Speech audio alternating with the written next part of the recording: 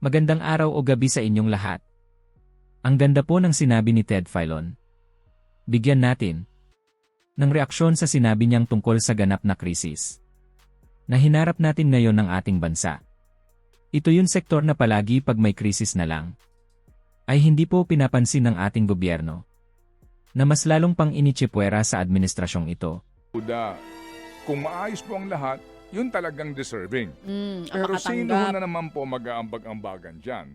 Middle class. Kaya nga sinasabi, habang buhay na lang ho ba sa Pilipinas, lagi na lang po ang matindi ang dagok at walang relief ay ang middle class. Kasi napakinggan ko yung ilang mga kung ano-anong panayam at report, sinasabi, yung nga may kotse, mayaman.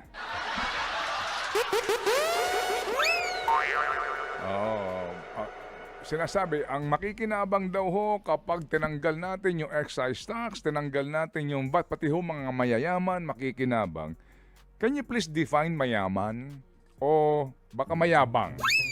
Magkaiba yun. Di ba? Mayaman, ano ba definition ng mayaman? Meron kang kotseng hulugan, isa. Dalawa ang kotse mong hulugan kasi obligado kayo na misis mo na mag-iba-iba ng sasakyan. Coding o gamit ni misis, gamit ni mister, dalawa kotse mong hulugan, mayaman ka na. Nakatira ka sa condominium na hinuhulugan mo, meron kang kotse sa basement ng condominium, mayaman ka na. Di ho ba? Parang ito ho yung working class, ito ho yung marami, ito po yung hostage. Kasi withholding tax. Kung professional ka, VAT, over and above the income tax. Over and above sa other taxes. Hindi ba? So ikaw at ikaw na lang lagi. Ano relief mo dito? Anong pwede sa'yo maitulong? Wala. Dusa ka kasi ang turing sa iyo, mayaman. Kasi nga, ikaw ay nandoon sa working class. And that's the reality here. Hindi po ba? Paano ka makikinabang nga sana? Kahit papaano, bawasan man lamang yung ating pong binabayarang buwis sa mga produkto. Hindi mangyayari yan kasi nga kailangan nila ng pera. So babalik ka pa rin sa maleta na issue. Di ba? Kayo, basura. ang hilig ninyo, nabirahin kami ng birahin, pero kayo, wala na. Diba? Tuloy ang ligaya ng mga tumanggap ng maleta at malamang patuloy pong tumatanggap ng mali-maletang pera. Mawalang galang lang po. Sino-sino kaya yung mga patuloy na tumatanggap? Tama po sinabi ni Ted Filon. Yun mga working class na lang ang palaging kawawa sa panahon ng krisis. Pag may malaking problema sa ating bansa, tila ang mga ordinaryong manggagawa ay parating pong kinaliligtaan. Araw-araw po tayong gumigising ng maaga nakikipagpatintero para makasakay ng jeep, bus o train papuntang trabaho. At sa araw ng sahod ang kailangan nating magbayad ng withholding tax. Pero hindi diyan nagtatapos ang pagbayad ng buwis. Dahil sa kada bili mo ng kahit ano pa mang bagay makakain man yan o hindi. Magbabayad ka ng VAT. May withholding tax ka na may babayarin ka pang VAT pag bumili ng kahit anumang gamit. Sa panahon ng krisis na nagtataasan na ang presyo ng bilihin, napilit na dinideny ni Bobong Marcos na normal pa rin ang presyo. Ay walang tulong na maasahan. Halos 5 trilyon piso ang national budget kada taon. Ngunit wala po tayong naramdaman kung saan ito nagastos. Imbis na magamit ito sa panahon ng krisis ay nawala na lang parang bula. At hindi alam na saan napunta o anong malaking proyekto ito ginamit. Pero alam mo at alam ko kung nasaan napunta yung trilyon-trilyon na budget na yan, di ba? Sa mga maleta na ayaw imbestigahan ng Kongreso o Senado. Pag may condominium unit ka ay hindi ibig sabihin na mayaman ka agad. Pag may kotse ka ay hindi ka agad babansagang mayaman. Ang sektor na ito ay ang mga taong manggagawa na nakaipon dahil sa tiyaga at diskarte. May condo unit na low-end. May mga condo unit na maliliit ang espasyo kaya siya mas mura. May mga kotse na second hand na mas mabibili ng mura. Ito yun mga kotse ng mayaman na patapon. At hindi rin po lahat ng manggagawa ay middle class, may mga manggagawa na low class na nagbabayad ng income tax. At value-added tax, paano sila? Kada krisis na lang wala pong naasahan relief ang mga manggagawa. Yung party list na manggagawa asan sila? Yung kongresgo natin ay napaka-inutil sa panahong ng malaking krisis. Ay walan silang tigil sa kakapagdinig ng impeachment. Makababayan 100 na ang diesel kada litro.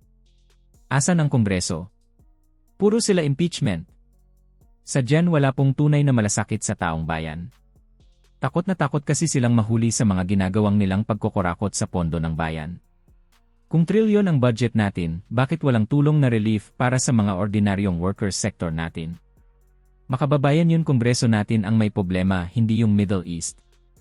Kaya natin lampasan ito nang hindi naghihirap kung naalagaan lang ang trilyon na budget na binayad natin mga manggagawa.